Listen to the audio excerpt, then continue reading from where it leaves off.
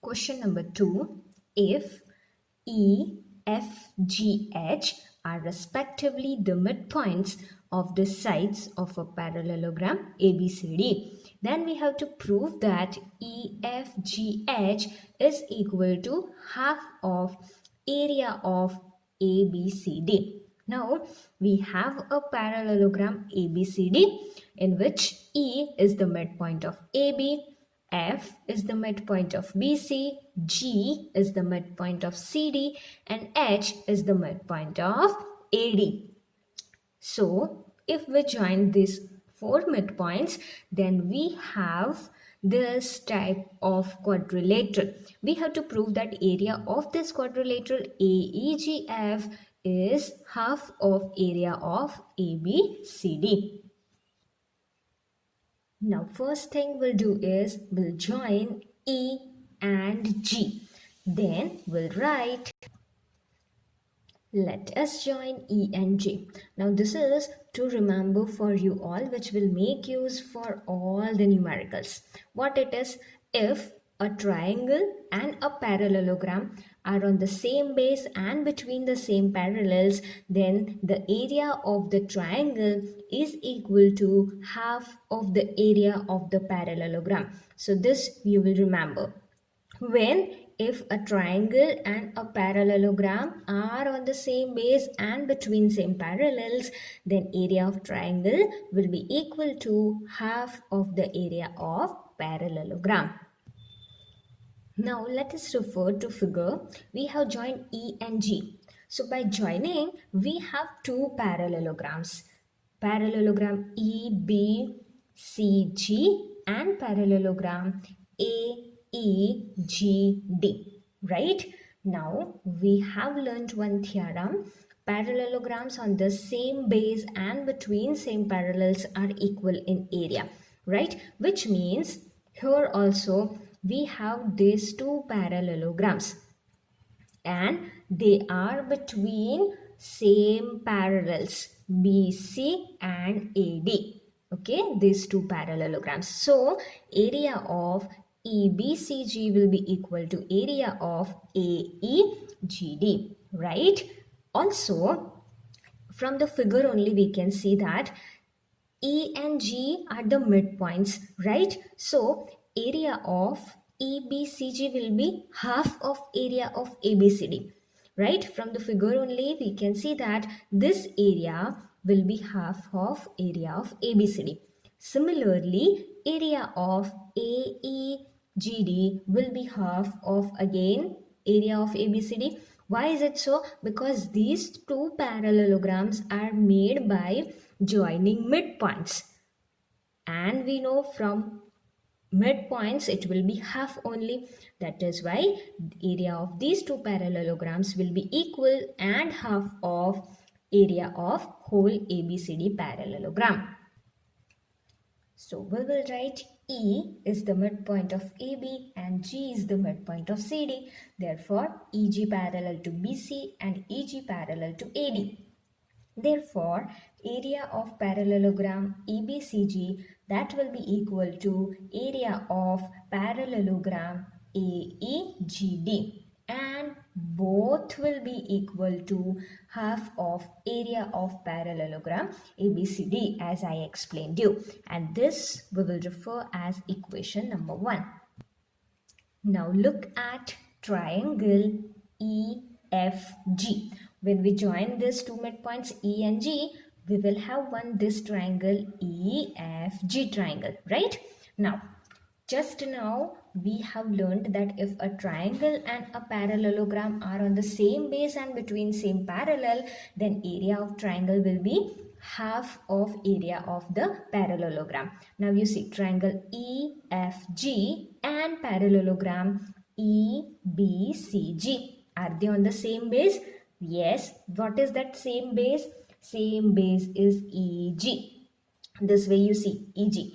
EG is the base, and on that base this triangle and parallelogram are there. So, and which are the same parallels? EG and BC. Therefore, area of triangle EFG will be equal to half of area of EBCG. Let us write. Triangle EFG and parallelogram EBCG are on the same base, that is EG. EG and between the same parallels EG and BC. Therefore, area of triangle EFG is equal to half of area of parallelogram EBCG. And this will be our equation number 2. Now let us refer to triangle EHG. As we can see, triangle EHG and parallelogram AEGD are on the same base. What is that same base? EG. And between the same parallels EG and AD.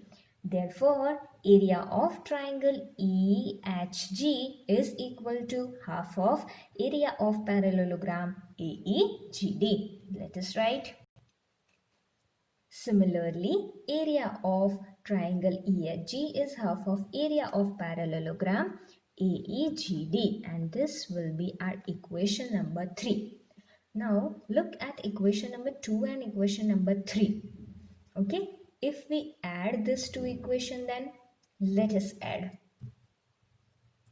In equation 2 we have area of triangle EFG, and here we have area of EHG. So we'll write, adding equations 2 and 3, area of triangle EFG plus area of triangle EHG. That will be equal to what we have on right side, that will add.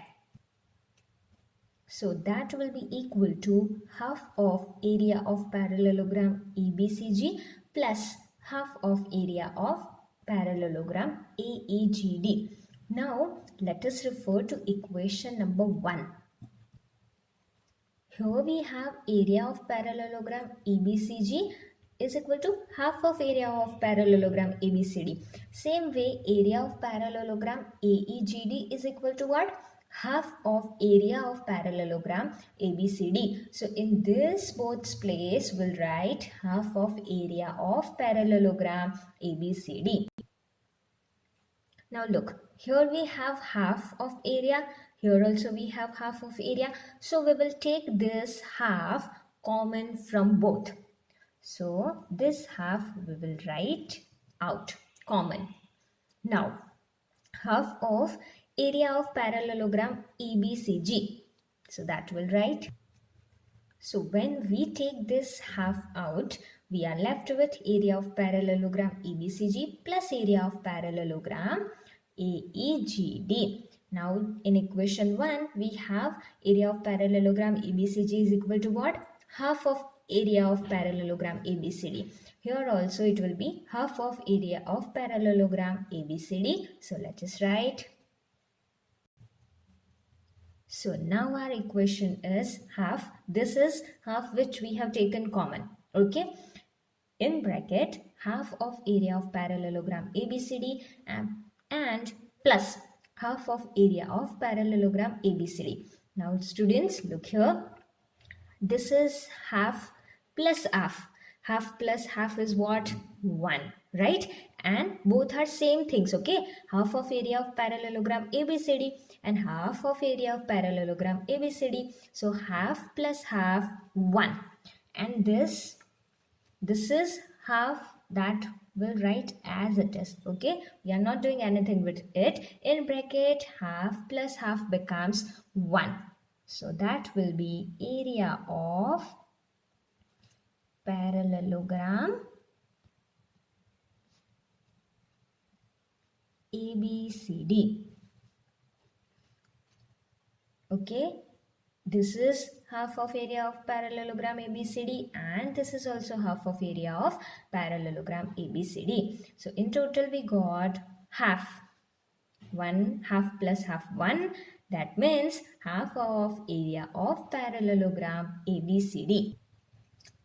So we got area of triangle EFG plus area of triangle EHG is equal to half of parallelogram ABCD. But in the figure, if we add area of triangle EFG and area of triangle EHG. If we add this both, then what does it become? It becomes area of EFGH.